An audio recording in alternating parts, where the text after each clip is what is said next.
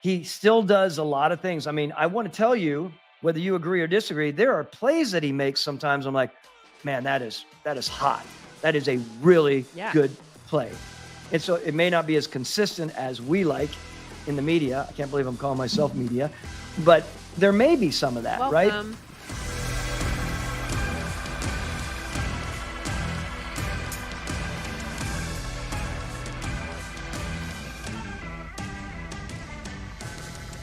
Welcome to the SumerSports Show. Lindsay Rhodes and Thomas Dimitrov here with week 2 in the books. And what a way to close it out last night. Thomas, what an ending to a game. Holy moly.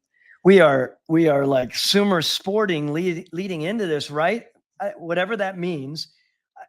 You and I were texting back and forth during the game, as well as Stopsky, and we were like, I was blown away by it. Again, to the credit of the Atlanta Falcons, they deserved it in the very end. I mean, it was one of those things that I was happy for Kirk Cousins after everything he went through last week. I saw Arthur Blank on the sideline dancing around, doing his like TikTok dance, I think. Everyone was excited, of course. We have a lot to talk about there, though, right? Like, why did it happen? Why was there not pressure in the end by the Philadelphia Eagles on a quarterback that needed to be pressured coming off of a legitimate injury? So many things to talk about.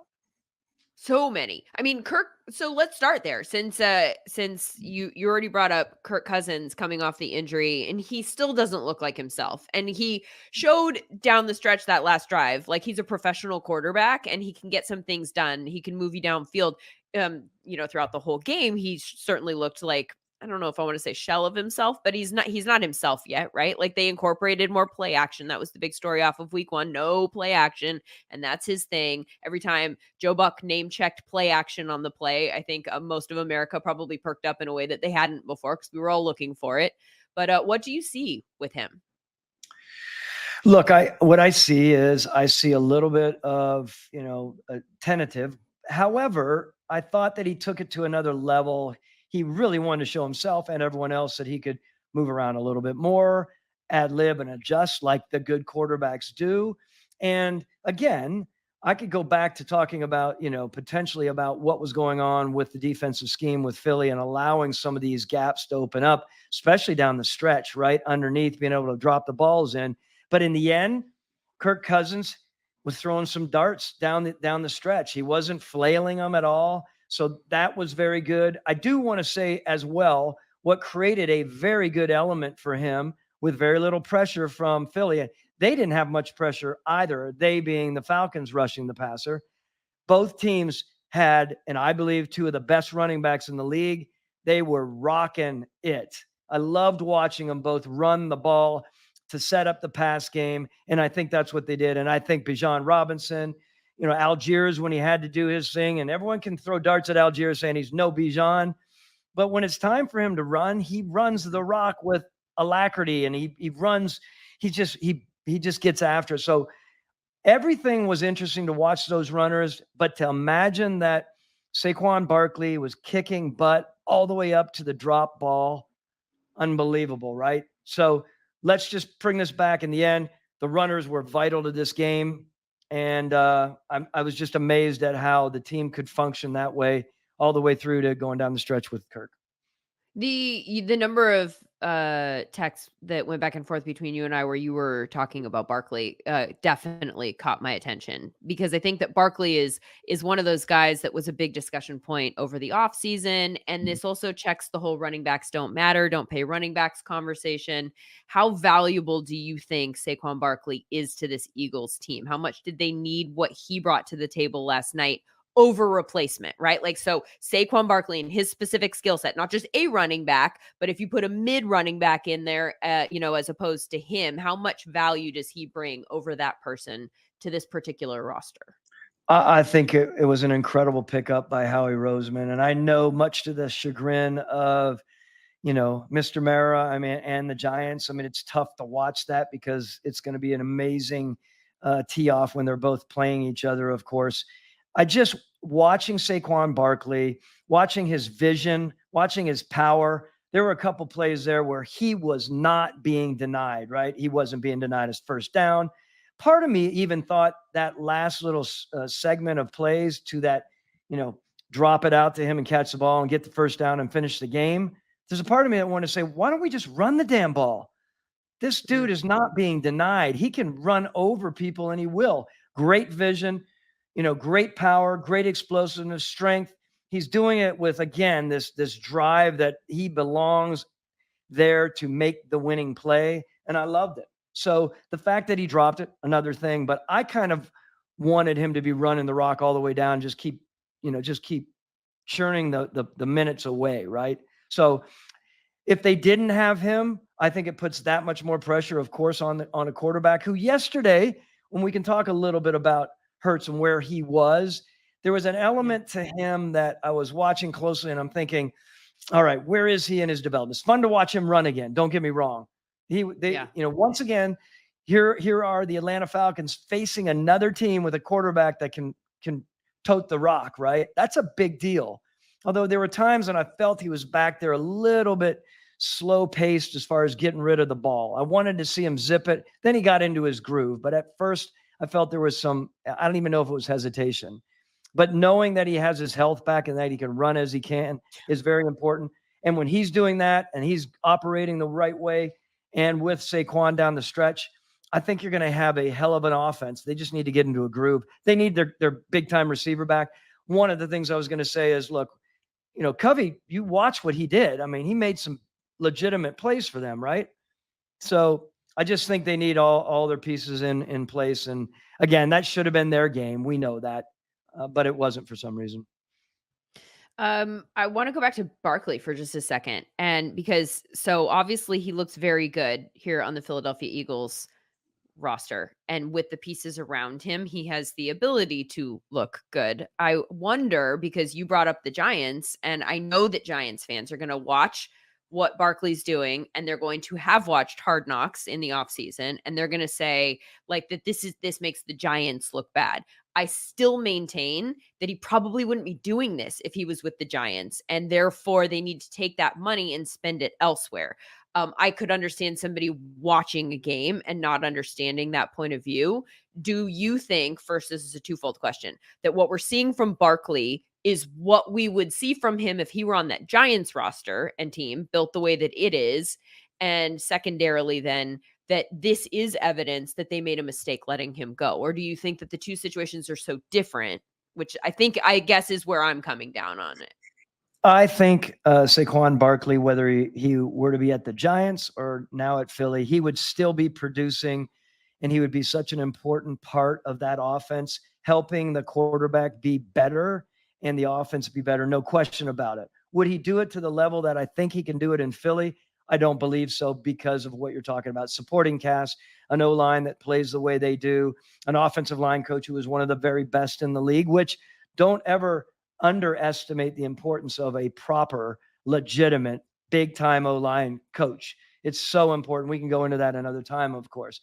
I don't necessarily think it was a mistake by Shane Dayball and company. I don't look at it that way. Although you're going to have a lot of Giants fan thinking that, of course. But, I also just believe that they had to look at everything they had. There are some running backs out there that are good running backs that aren't as expensive and allows them to go and continue to build. Now, I mean, they have I know we're pivoting to the Giants, and I know that's not the mode of this, but they're, Right. this new receiver they have, right? When you're talking about Neighbors and what he can do for this team is going to be incredibly special. Fortunately, he dropped the ball there that I know is going to bother him for the rest of the season. But in the end, I don't think it was a categorical blown decision by an organization.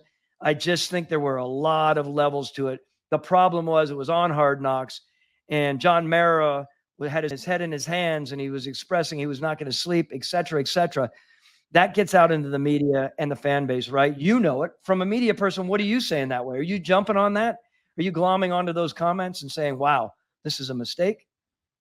Well, I think that there's there, right? In terms of if John Mara thinks it's a mistake, then that's a problem worth discussing in New York.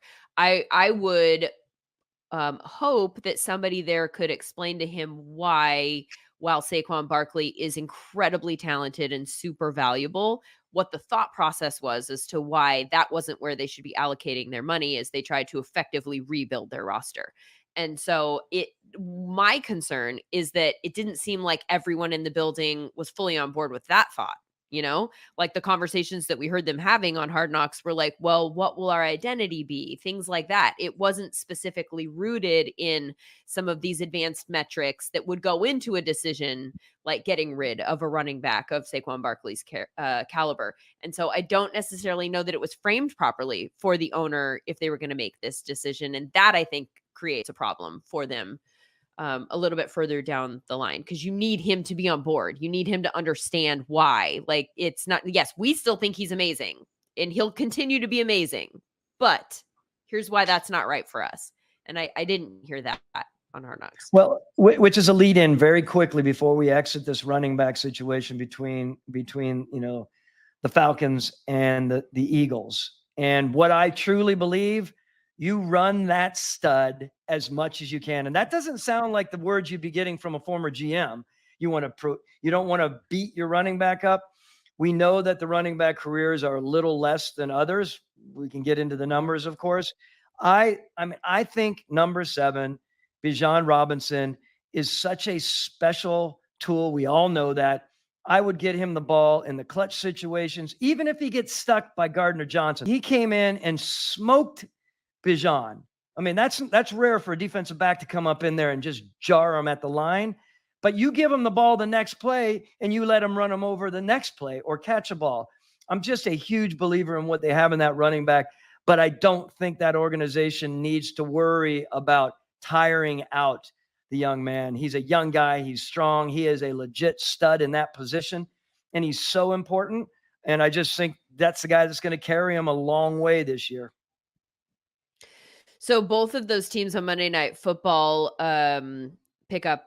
They go to 1-1 after 2 weeks. We have 9 undefeated teams remaining in the NFL. We have 9 winless teams.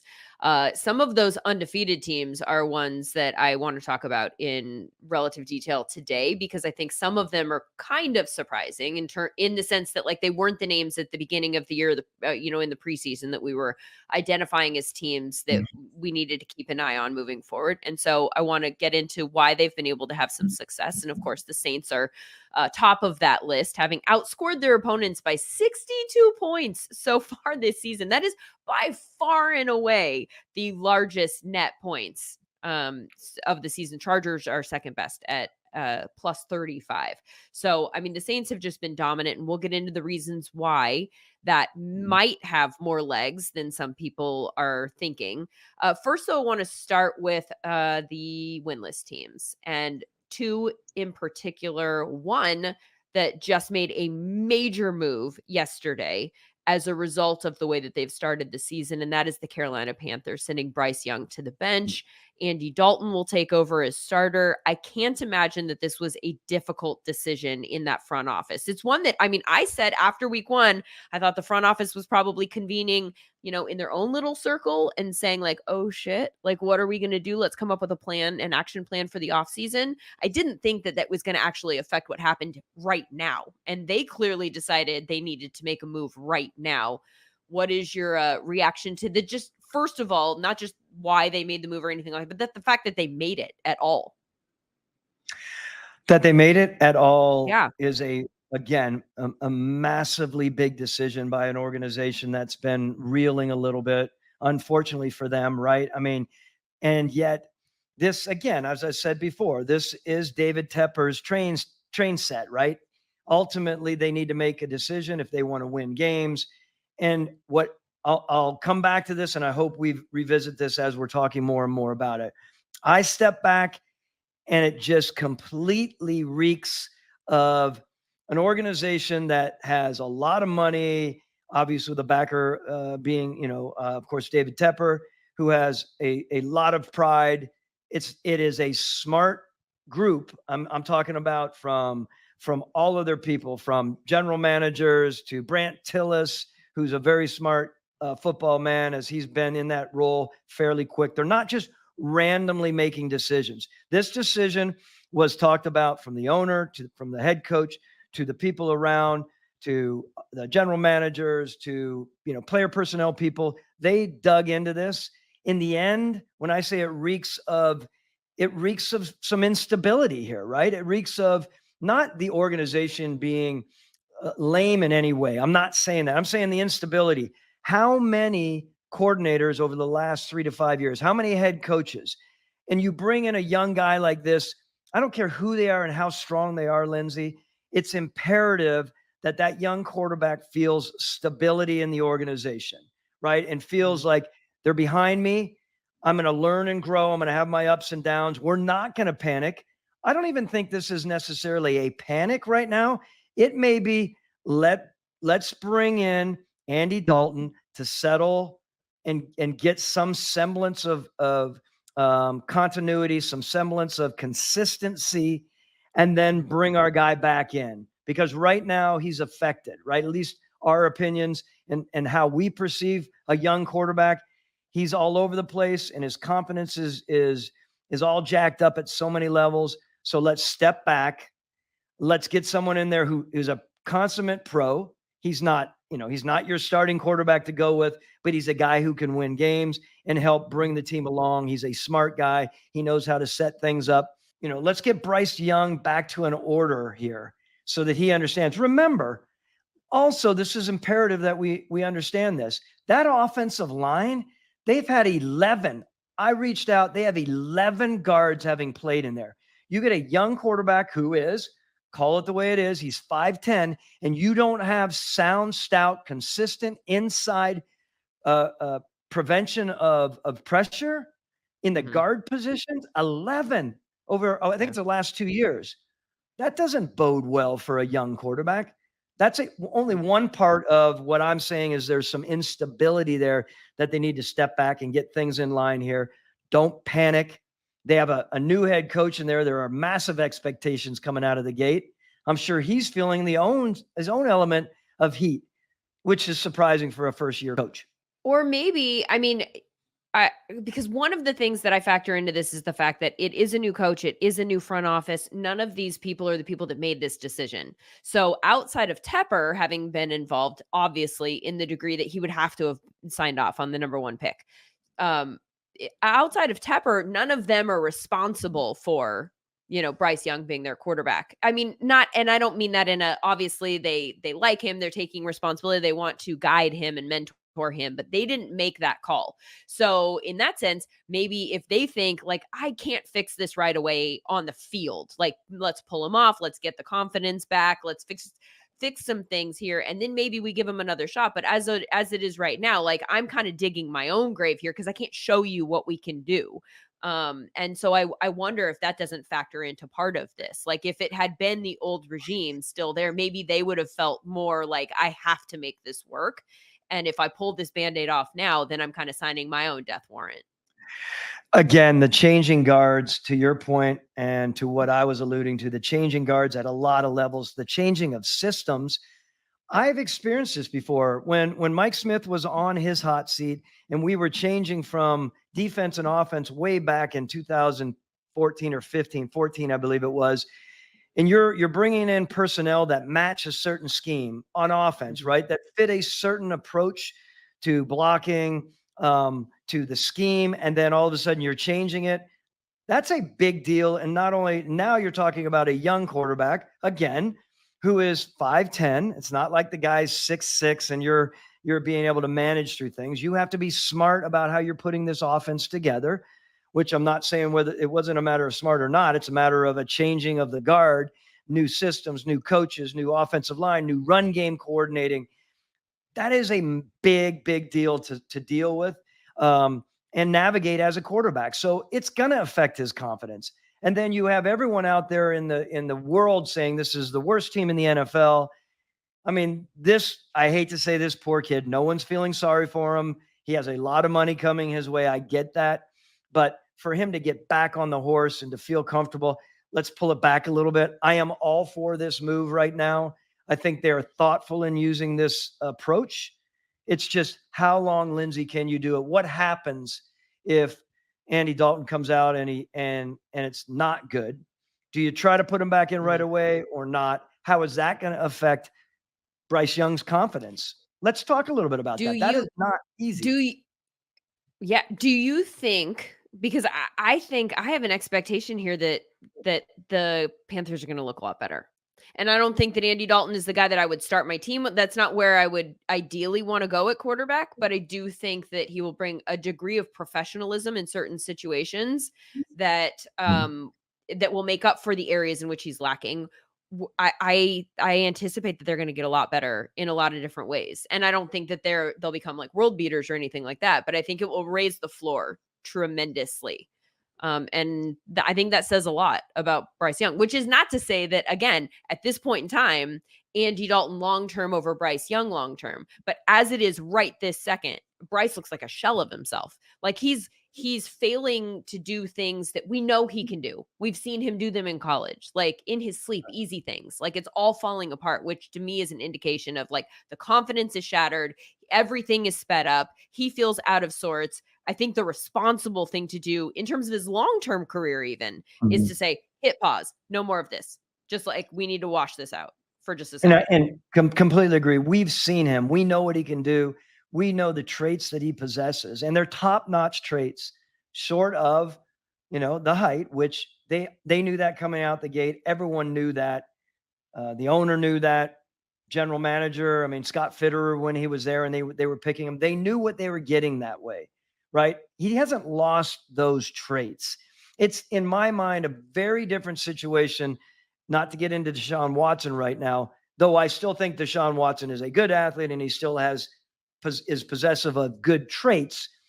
His feels like he's descending. Of course, you're not going to say a second year guy is descending with his traits and such. But Mhm. when we start talking about this, and then you factor in the idea, and you haven't asked me this, I'm surprised.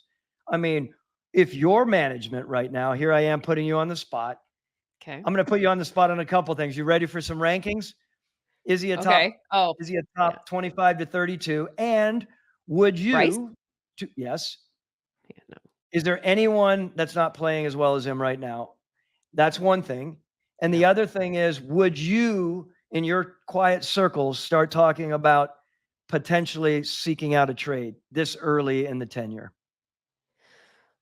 Like to send him somewhere else or Correct. to bring someone else in? No, to send him somewhere else. Well, what would you be able to get for him? There's a lot of people out there that see the ability of this guy. Back to what I just said, Lindsay, Yeah. where people are saying he hasn't been given a fair shake there. And that dialogue of maybe it would be worthwhile to look into this. There are a lot of teams out there that would only um, would be incredibly happy to have someone with the talents that he has.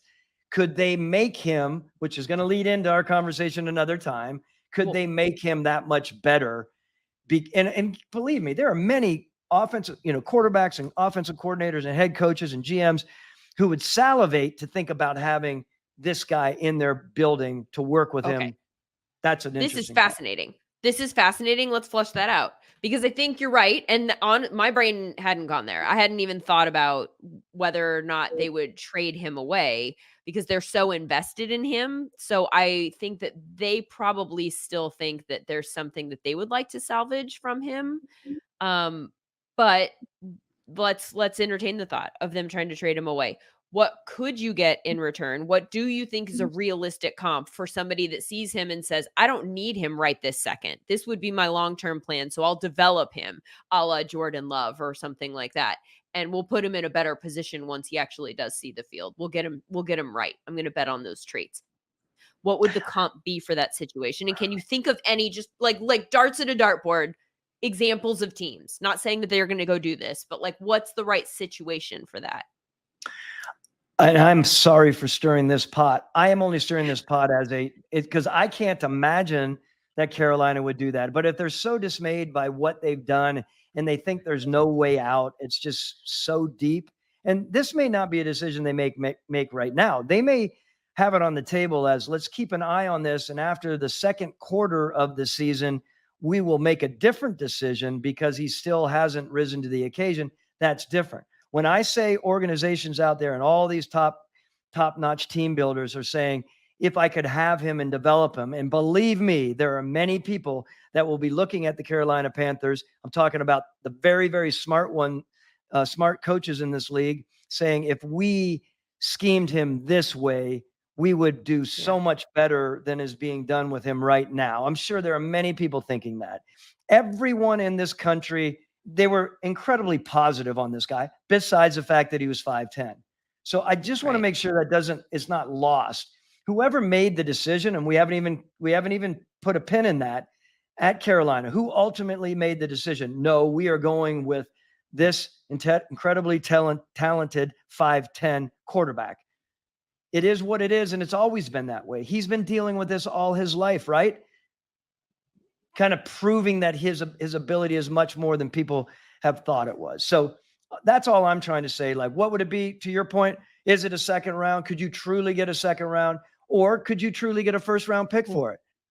No. You say that right now, but there are people out there that would be looking at that saying, I'll take a shot. We have 2 firsts next year, or we'll get creative with this. You never know. I'm not saying give away 2 firsts. I'm saying you start thinking about all these things as a team builder. What would we truly do to get this cat in our organization to do special things? That said, I don't believe it's going to happen, at least now. I think that's a pie in the sky idea, but it's something to think about.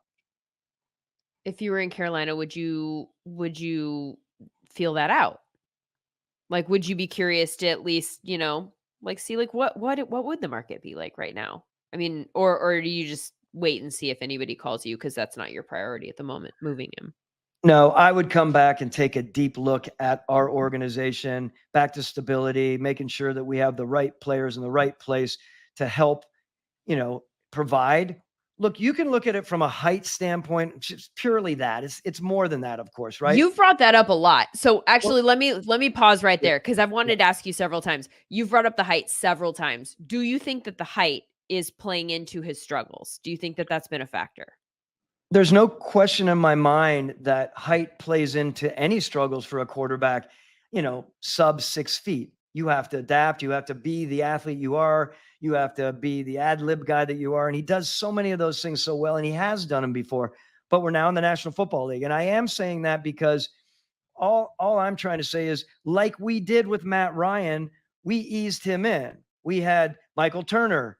I'm going retro here, right? We had Michael Turner running the rock, took a lot of pressure off Matt Ryan. The next year we go out and we trade for Tony Gonzalez. We have Roddy White, and then we trade for the big move for Julio Jones. We made sure that we surrounded Matt Ryan with as much offensive power, kept building our offensive line. That was a big thing.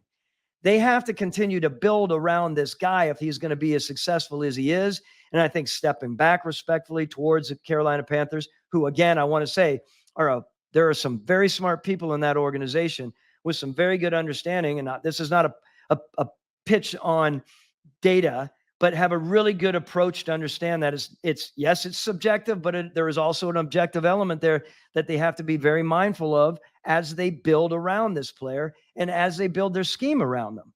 So I am not for them trading him. I am for them playing this out with him and getting a true feel with the right people, the right O-line together, the right continuity and stability in that organization that's going to help them. I agree with you about the organization as a whole because it's a totally different looking group of people running the show right now, and so I will be very interested to see what types of moves they make to kind of correct what's happened in the past there. I suppose at this moment, this is a team that is last in yards per game, last in EPA per play, and last in EPA per pass. I mean, there's a lot of things that have not gone right for Carolina, and we'll see if they can get some of those numbers up in the next couple of weeks and reach a position of slightly more stability moving forward.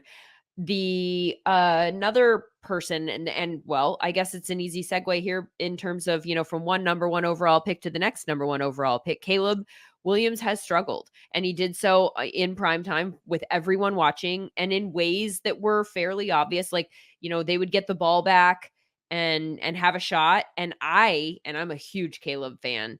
Looking at the situation, everything that I'd taken into that point, felt no optimism that they were going to be able to get a drive going.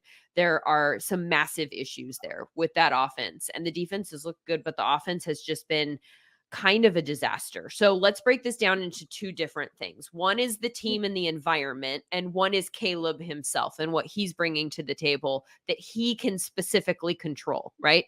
What do you see from Caleb so far that are things that Caleb needs to get better at? Well, I mean, look, he's facing some pressures. We know that, the quarterback pressure thing, the drop back under pressure. You have the data right in front of you. You did such a good job last session, spieling those. You sounded like you were in there doing the algorithm. So you might want to, can you just read the pressures out right now while we're doing it? I have it in front of me, but you sound a lot better disseminating that information. I'm just very curious. Yeah, so he's been pressured on 43.2% of his snaps, which ranks 30th in the NFL. So the third most, let's say that. Like he's under pressure quite a bit. There were 35 dropbacks under pressure, 9 sacks. The pressure to sack ratio is 25.7. That's high. The thing though that I think is notable here, and this is where the numbers are interesting, and you have to kind of ask some questions about how the numbers come about, right? Well, what's a pressure? A pressure is if a defender gets to the quarterback in time to affect the play prior to the ball leaving his hands.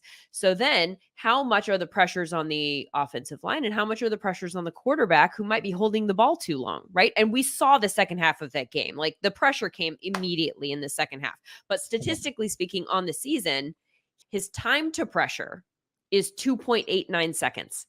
That's the 26th fastest time to pressure, which means that it's not particularly fast, that pressure, which to me tells a story to a degree of, yes, the pressures are high, but there's also a component of that pressure stat that is on Caleb in that he needs to get the ball out faster because there's 25 other quarterbacks that are seeing pressure faster than he is, right? And yes, 100%. And he's in his second game, like back to the whole idea of like, let's make sure. I mean, my job here is to come to the table with, a former executive approach.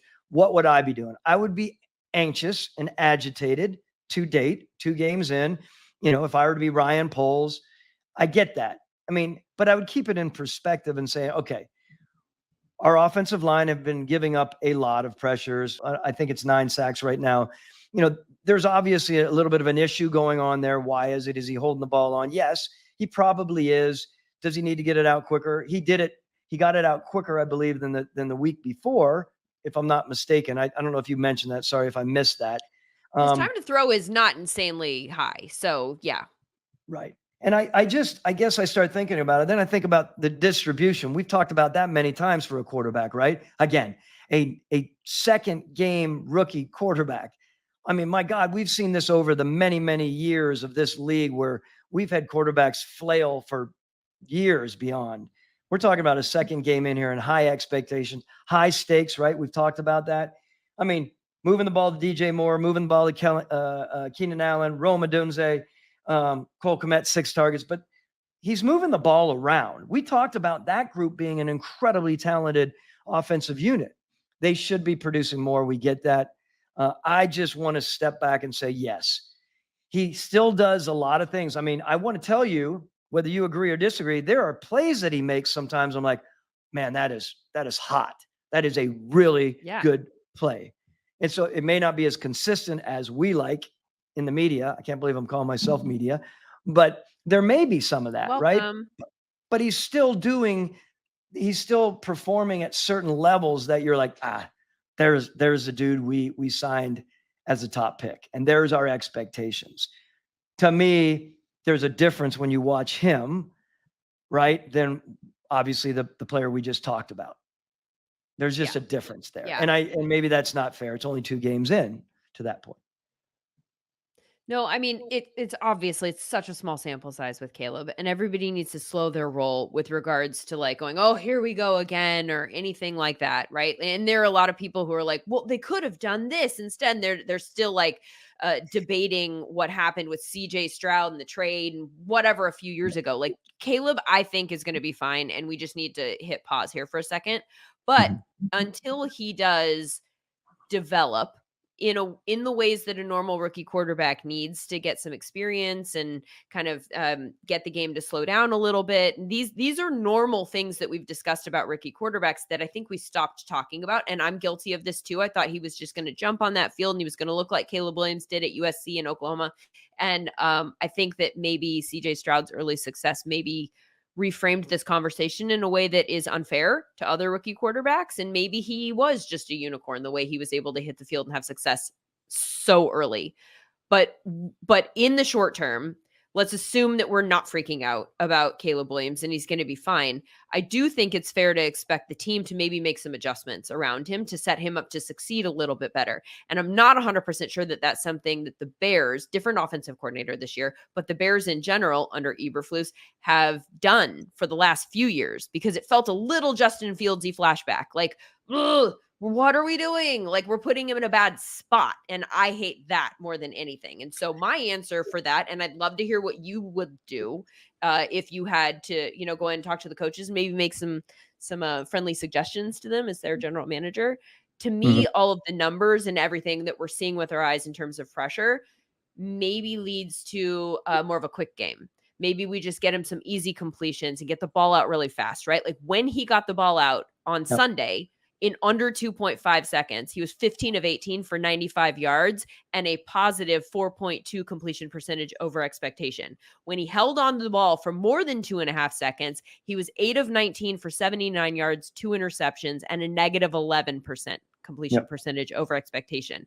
So easier said than done, but I would maybe just reframe the entire passing game and just go, we are attacking this kind of similar to the way the Commanders are with Jaden Daniels. This is going to be a quick game. Tua's a better example, and they're not built like the Dolphins, but Tua's whole game is quick passing. Like that's what they do. He gets the ball out fast, and he just makes the read. Now I don't know that Caleb's ready to make the right reads, but you get what I'm saying. What direction would you go in here? This is a tough one for me because as a former general manager, if I were to be 2 games in like this, I'd say, okay, let's hold it a little bit here and not get too far in front. However, I would be agitated that we're even talking about changing to adjust. This is a very, very intelligent league with a lot of intelligent coordinators. Whether they do a good job or not, it sometimes frustrates general managers when you're saying, okay, I can only share so much from a scheme standpoint, but the bigger picture scheme discussions, like getting it out quicker to a second game rookie quarterback, I would hope we had thought about that. Do we really think we can come in and play this game for a few games or this quarterback for a few games and decide, maybe we need to pull it back? The reality is he is learning on the fly as it is. And you would hope that they'd be thinking this cat's deal is let's get the ball out now. Let's get him moving around, ad-libbing. Let's get him running a little bit properly, appropriately. And let's utilize the tools. Like I'm not going in right now saying, as a GM, oh my God, we kind of screwed that up. We didn't bring enough talent to put around this young quarterback. No. My God. I mean, they have people here. They've done this. They've drafted high over how many years in Chicago, right? They have talent on this football team. Ryan Poles knows what he's doing as far as pulling together that group. They've traded. There's a lot of pressure on him. Sure, don't get me wrong. But I would not be going in there thinking we are just lacking. I can't believe we're putting our young quarterback in this spot because he doesn't have people around him.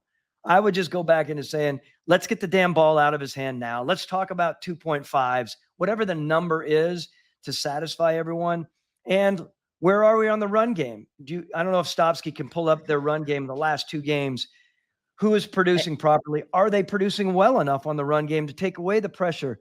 That is a big thing in my mind when you get a young guy in there. Run the rock well. So DeAndre Swift, at least in this past game, the run game was awful. The Texans are pretty good at stopping the run. So that's something that we just do need to point out, right? Like some of this is on the Texans, and maybe the idea when you face the Texans moving forward is not to run into that defensive line.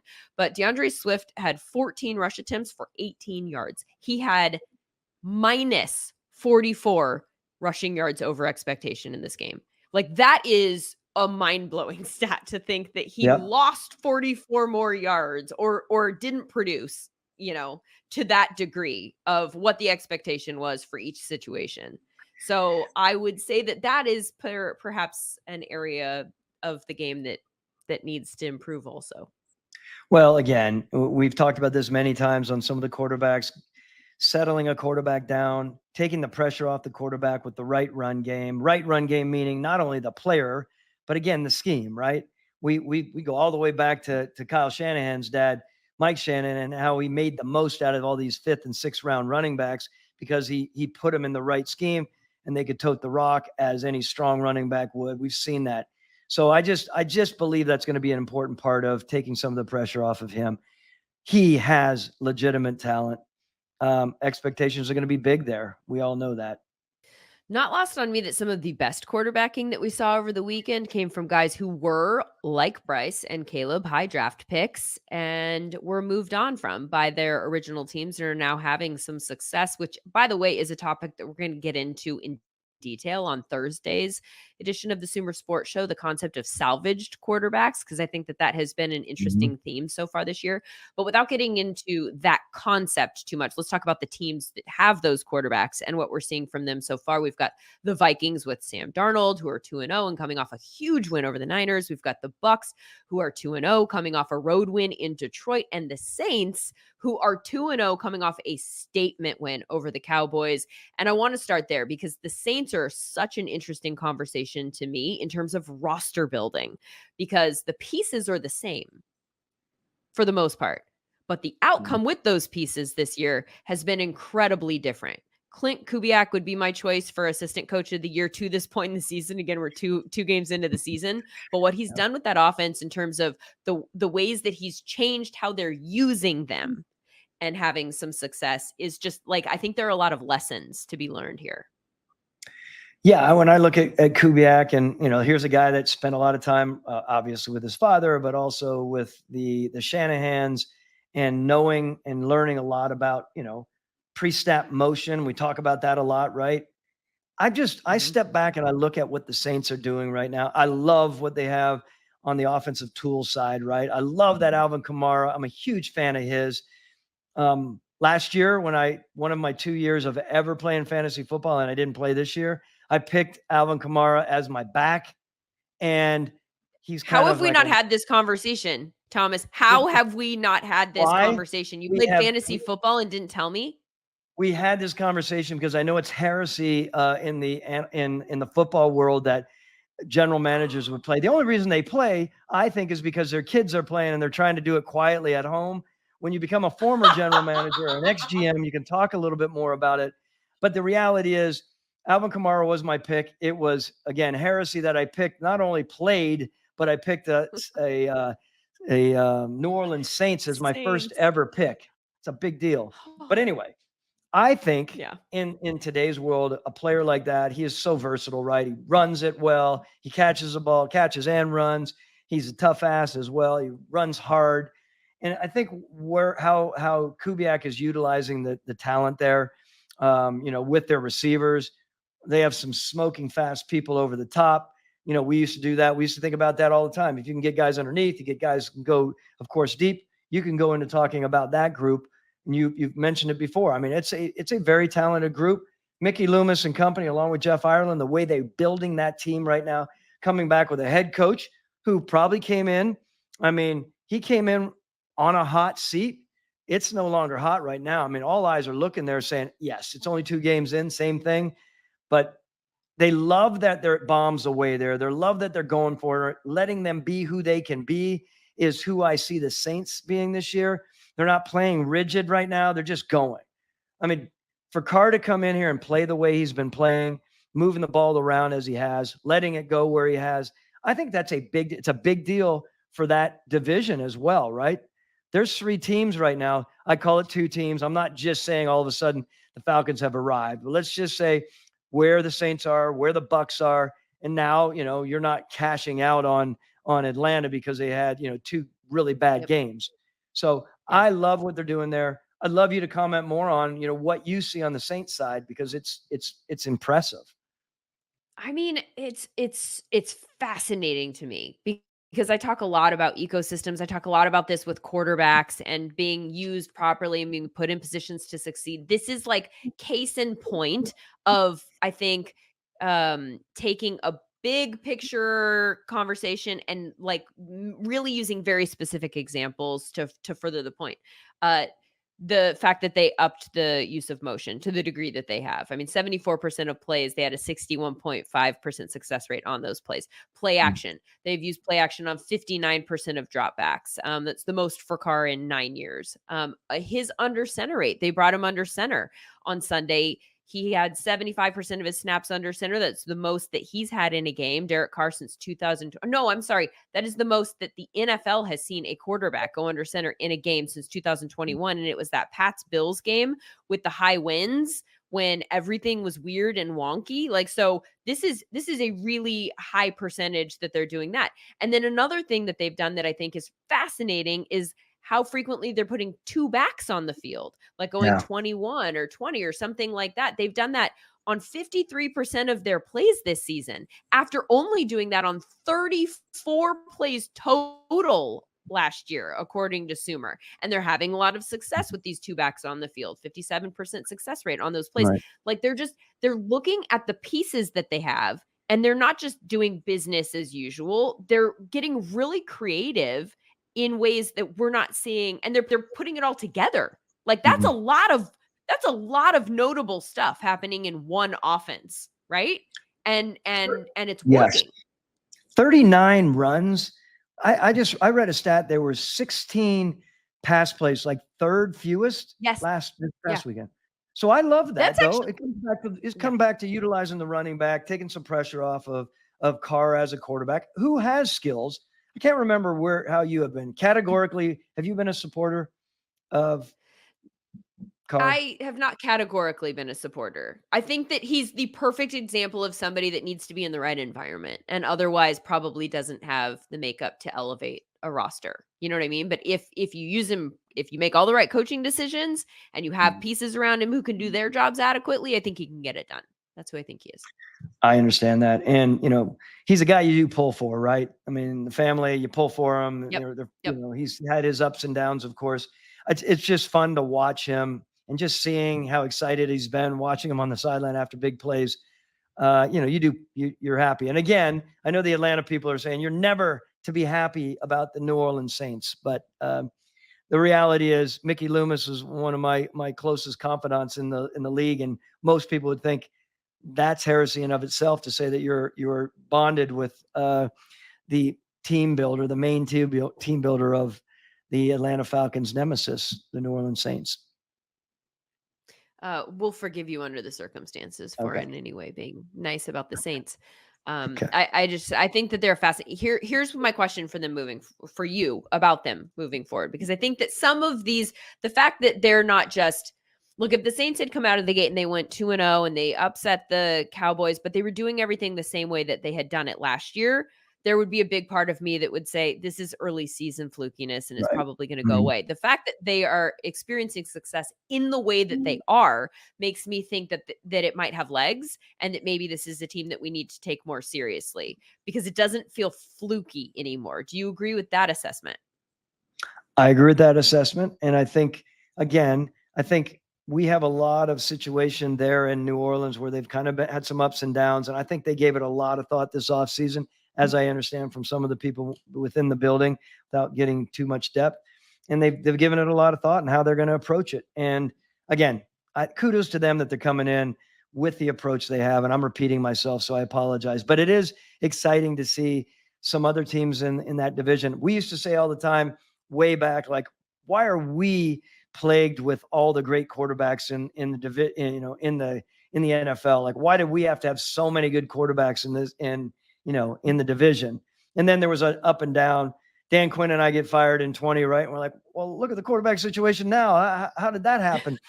And here they are right now. It seems like they're building back up, and it's interesting to watch the division, short of where everyone is with Carolina, right? So this is going to be a fun division to watch, I think, down the stretch and how it all plays out.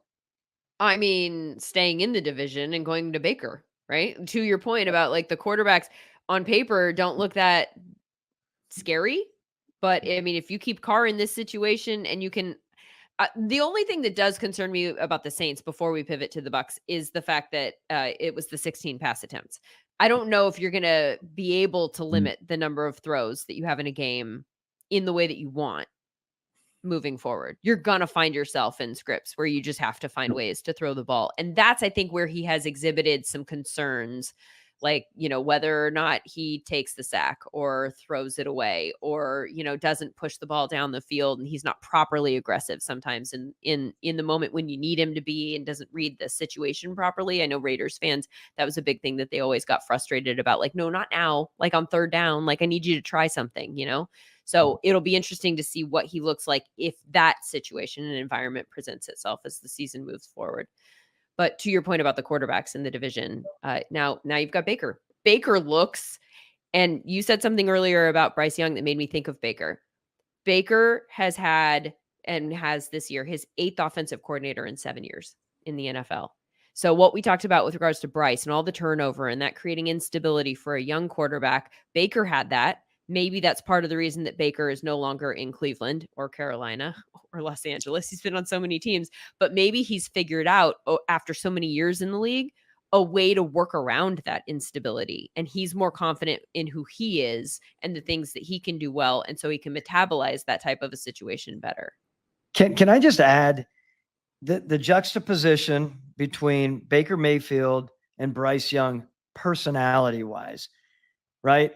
You have Baker Mayfield coming out from the very beginning with a swagger, as like some of the great swaggers out there, called the way it is, right? Whether he believed or not, or whether the team believed or not. I mean, that dude, he would fight anyone, literally and figuratively speaking, in my mind. Like he's going toe to toe with anyone. He'll fight people on them, questioning his ability.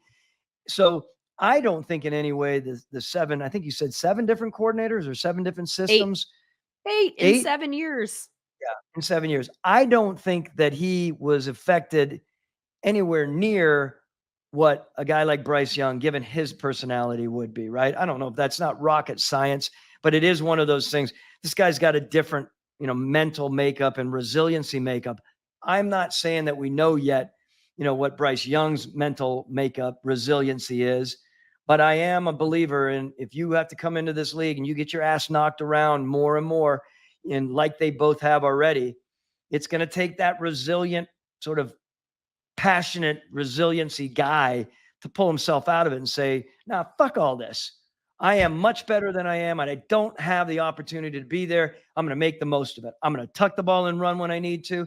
I'm going to put my ass down into a play when I need to. I'm going to make the play. I'm going to make the throw when I need to. And if it gets picked off, screw all of the pundits out there or all the critics out there. I'm going to do what I think is best for the team. There's something that I appreciate. And I've never been a huge supporter of Baker, only because, again, the fact that he was as high as he was, the expectations were so high, you kind of, and given his personality, you're like, all right. And I just now, after all is said and done, and how he's been operating and navigating all of this, I have this newfound respect for him. And I say that again, I give him his kudos for being a dude about it all and kicking some legitimate butt. I mean, he's dispersing the ball well. I mean, what he hit Goodwin. I just think he's done a really good job with moving it around as he can. And again, I'm impressed with Furious. He's got some really good pieces around him, right? I mean, Mike Evans and Chris Godwin are professional wide receivers at this point, and you can trust them and that they can get the job done. Chris Godwin with 16 targets so far, and this last game was definitely a matchup where you wanted to target Chris Godwin. Like, clearly the matchup spelled Chris Godwin is a guy that you're going to target against the Lions. They have less success against the slot position, which we also saw Cooper Kupp have a lot. I mean, that's Cooper Kupp, but again, that's probably the spot that you want to attack there. Mike Evans with 12 targets. The Bucs run game for me is a little bit sketchy, and I've been saying this all off season. Rachaad White is a guy who, like, within fantasy circles, puts up big numbers because he's utilized a lot in the passing game. But when it comes to rushing efficiency, I mean, those numbers were glaringly bad last year. And so Bucky Irving is a guy that I think a lot of us have circled on our bingo card to emerge as the season goes on, because the rushing efficiency has just been atrocious. And it was again this week for Rachaad White. So that's something they're going to need to get better at as the season goes on. And I think it's time to mention, I mean, for Bucs fans and the NFL to believe this. And I know they felt this when they won the Super Bowl. you guys in Tampa should be very happy and proud that you have Jason Light as your team builder there. I mean, there are very few people out there that would go to the, go to the ends of putting together a team and saying and committing to a guy like Baker Mayfield. Like, he has something in how he's perceiving the building of this team. And I think, again, I think he's one of the better general managers out there. He's won a Super Bowl. And I always say, when they win a Super Bowl, you're the best that year in the world, because there's no one else that can win the Super Bowl at that point, of course. And I believe that. I'm not just throwing that out. I believe it. I think Jason has a really good grasp, and he's working around what he's working around. He's working around a salary cap and a situation. He's not panicking, thinking, oh my God, we just need to go out there and throw all kinds of money down on a quarterback. I mean, Lindsay, 19th APY. 33 a year. So it's not a nothing contract. It's $100 million. Slots in right under Derek Carr. So yeah, it's a middle of the pack. We paid Matt Ryan, perspective, $30 million to be the top paid quarterback in the league. Isn't that just blows me away when I look at some of the people we dealt with? Yep. And now Dak has that doubled. That's great.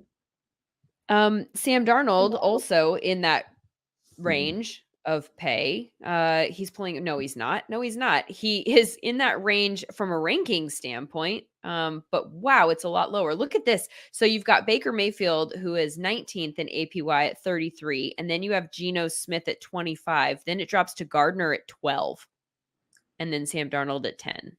Wow. So think about that. So they're really close in terms of rankings and not even remotely close in terms of pay. That's fascinating. Let's talk about Sam Darnold and the Vikings and what they've been able to do there, because I think he's at the very least made some of us that have been in the Sam Darnold hive for years saying, like, what could be if he's given a good environment? He's at least made us look good in the short term. I don't know how sustainable it is. None of the metrics pop like in the advanced sense. Mm-hmm. The way that they do for the Saints. Like, the Saints are like, oh my gosh, let me tell you this, stat, and this, stat. And then the Vikings are like, good. They're good. Mm-hmm. Like, I don't have anything that's insane that's going to blow your mind with regard to them that could point to sustainability or anything like that. I'll tell you what, that throw out of the end zone, 53 yards or something like that to Justin Jefferson, the balls that it took to call that play in that situation and then have Sam Darnold air the ball out the way that he did. That was probably my favorite play of the weekend. Yes, and Matt Stopsky put a graphic on the screen that says Lindsay Rhodes, president of the Sam Darnold fan club. Yes, guilty as charged. I will wear that crown this week. We'll see if it goes away. Okay, you're wearing that crown. Oh, here we go, Thomas. I'm going to ask the ranking question again. Okay. Is he a 20 to 25 quarterback? Yes, he probably is. Or do you have to drop him down just because he's winning games? Because when you watch him and you analyze him, he's doing good work, right? Good work. He's doing 6 type work. Remember, 6 being good, 7 being very good, 8 being excellent, 4 being average, 5 being above average, whatever those numbers that you care to hear from our grading scale. But, he is doing good work there. And that's a much better place to be than what we all thought before game 1, right? I mean, We're talking about pass dispersions, right? He's got, by the way, a very expensive receiver to throw to, right? And he's got a running back that he's moving the ball around to. You can pull those numbers as well. I just think when I watch him, I think, how appropriate is it for him to finally be somewhere where there's good consistency, I think, right? The way the organization is set up right now. And this is just good for him to be able to operate as he is. Fan club, that you are with him. He's not, of course, excelling. Even when you watch him at times, you're like, that maybe he could have done a little bit more there, but he's doing good work. I know that's overstated here, but his pressures, right? It feels like his stats, as you mentioned, are kind of right down the middle there. So I had been looking at team stats. His stats are higher than I actually expected them to be honest with you. But I don't disagree. I'm not using this small sample size and all of a sudden saying Sam Darnold, one of the, top 10, 15 quarterbacks in the NFL. That's not at all what I'm suggesting. But his advanced metrics through 2 specifically to him are actually pretty good. He's 11th in EPA per dropback. He's 11th in passer rating, if you care about that. He's 5th in completion percentage over expectation. He's 6th in completion percentage. I think that the point that you made about him having Justin Jefferson to throw to is valid. Like, that's obviously part of this equation. I also think that Kevin O'Connell is proven to be a pretty good play caller, right? Like, there is some competence there from a coaching standpoint. And I'm just happy that he's in this environment and we get a chance to see greater sample size to get a better idea by the end of the year. And let's give the due where we should, and that's a defensive coordinator that's doing a hell of a job, with the Vikings. And Brian Flores, I mean, what he does and the comments that Brock Purdy came to him and whispered to him, like, your system is insane, basically. Like, that helps, right? That's a big part of making sure that you're operational as a quarterback. And then I'm going to swing it around to Kwesi Adolfo-Mensah, their general manager, their team builder, and how important it is for him and his staff, which I said is one of the better personnel staffs out there. They work together really well. Kwesi will dig in and tap into the knowledge of some really important football men on that staff.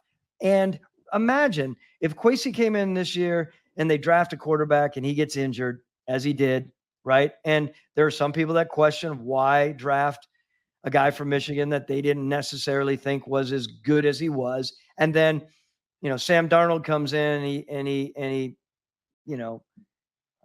for lack of a better word, he sucks coming out and he's not doing well. And all of a sudden they're in a bind. That organization and Kwesi and that group is getting a lot more darts thrown their way. And like I say, we're all on it, whether we're good or bad in a season. We all have elements of hotness to our seat. All of a sudden it becomes a very different situation. And I'm sure there's a big gulp right now, so to speak, where it's like, thank God we're in this spot with a guy who's a consummate professional, to the Lindsay Road fan base deal thing going on that you got. Yeah. My particular bandwagon with all the purple and gold on it right now. This is a perfect way to wrap up today's conversation and tease forward the conversation that we're going to have on Thursday on the SumerSports show. And that is about salvaged quarterbacks and how you can identify which quarterbacks might have more to give if the environment is good enough for them to succeed. How do you go about, if you're in a front office, figuring out whether that person might be the right fit for your team? How do you identify which of the quarterbacks that have put a lot of bad stuff on tape might actually be worth another look in a different environment? We've talked about several examples of them so far today. Sam Darnold is probably the headliner for that, but I mean, Baker checks that box also. Derek Carr, to a degree, the Raiders having moved on from him, now being put in a position that is certainly much better this year with the New Orleans Saints. And so we'll have that conversation on Thursday's show. And I'm really interested to learn from you on how you would approach that situation, Thomas. Well, I am waiting and I will prepare well because I know you'll have a lot of great questions there. And this has been great today. As you can tell, we get passionate about it because that quarterback position, you can imagine, we're talking about it with the passion we have. Can you imagine being in the buildings around some of these discussions right now? And can you imagine, let's bring it back to our first conversation, the relief of knowing Arthur Blank, Raheem Morris, Terry Fontenot, sitting back, taking deep breaths, giving big hugs in their post-game meetings and saying, hey, we didn't F this up as much as everyone out there thought we did. At all. And so there's I say that it's a big deal. Yeah, totally agree. There were signs of life there for the Falcons. So maybe if he continues to get a little bit more mobile and, physically able, then they can peak at the right time and certainly stay in it in the meantime. Thomas Dimitroff, I'm Lindsay Rhodes. This has been the SumerSports show. We'll see you again on Thursday. If you're not subscribed already, make sure to hit that follow, subscribe button, and the episode will be available for you in your feed as soon as it is available on Thursday. We'll see you then.